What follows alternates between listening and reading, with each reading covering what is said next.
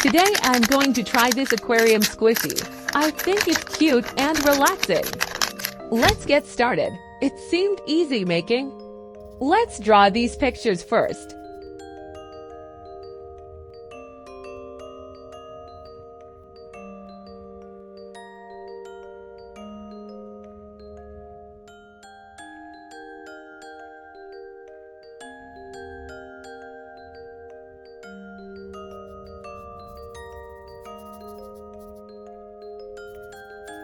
Then cut it out and stick on transparent tape so the picture won't get wet.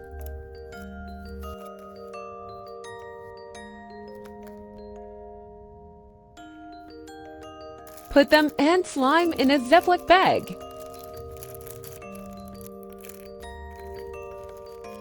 Ta-da! What do you guys think?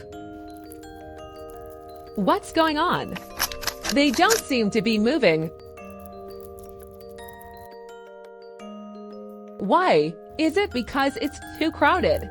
I wanted to leave only one resident. But he still didn't move. I removed some slime. Maybe the bag is too small. He seems to be stuck to the bag.